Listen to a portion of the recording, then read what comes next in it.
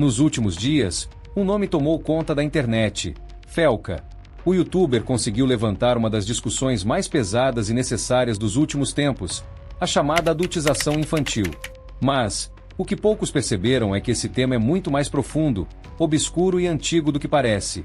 O vídeo de Felca abriu a porta para o debate, mas existe uma parte da história que quase ninguém conhece, e é justamente essa parte que você vai descobrir aqui hoje. Prepare-se, porque o que você vai ouvir pode mudar completamente a forma como você enxerga o mundo das crianças, da mídia e até da própria internet. Felca não apenas fez rir, mas também fez pensar. Quando ele tocou nesse tema da adultização, uma avalanche de comentários surgiu. Isso sempre aconteceu, a mídia incentiva, os pais permitem, as redes sociais só pioraram. Mas por que justamente o vídeo dele teve tanta repercussão? A resposta é simples: psicologia. Felca usou humor e choque ao mesmo tempo, duas ferramentas que ativam nossa atenção instantaneamente. Isso cria um efeito de atenção forçada, onde você ri, mas logo depois se sente desconfortável, porque percebe que o assunto é sério demais. E é exatamente nesse desconforto que a curiosidade nasce. Quando o cérebro sente que uma verdade foi exposta de forma crua, ele exige mais informações. E é aqui que entramos, mostrando tudo que Felca não contou. A ideia de tratar crianças como adultos em miniatura não nasceu hoje.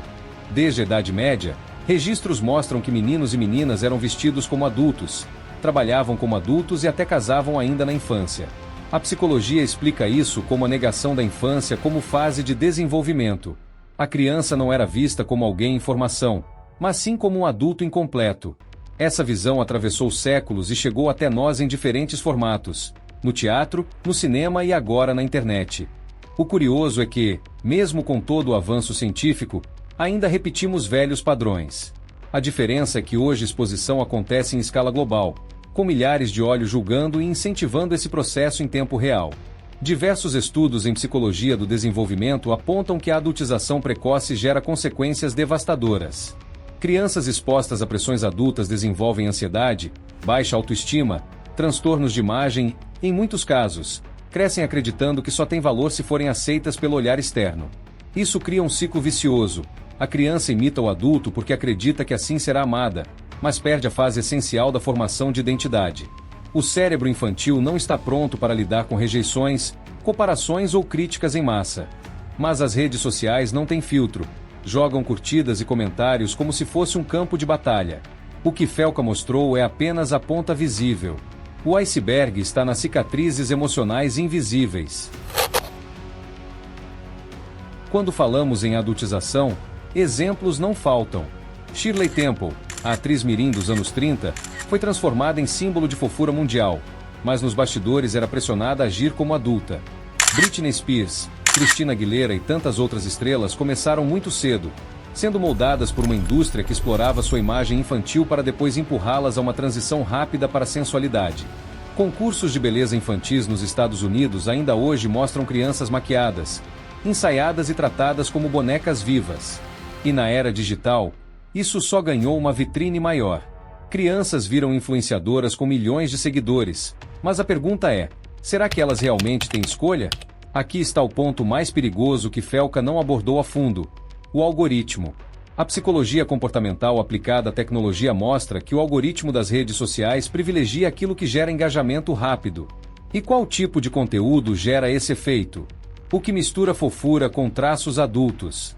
Quando uma criança dança uma música sensual ou se veste de maneira mais madura, a reação imediata é de choque e compartilhamento.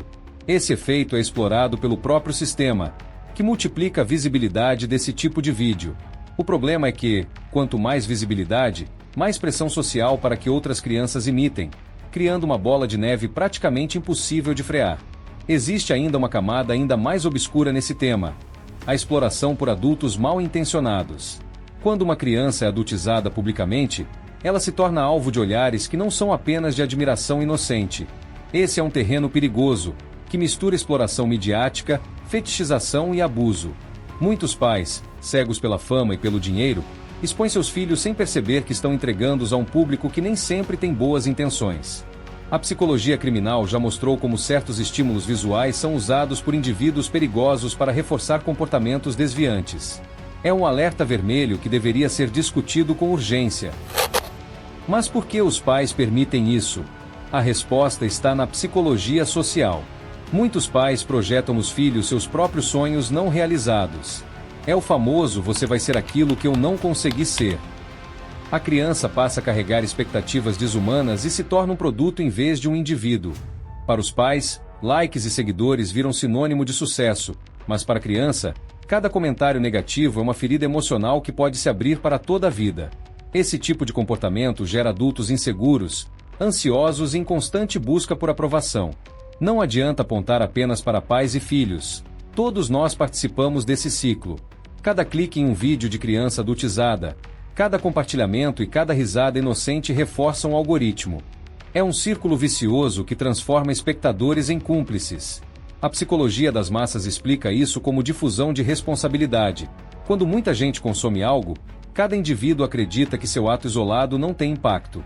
Mas é justamente essa soma de pequenos atos que mantém a engrenagem funcionando.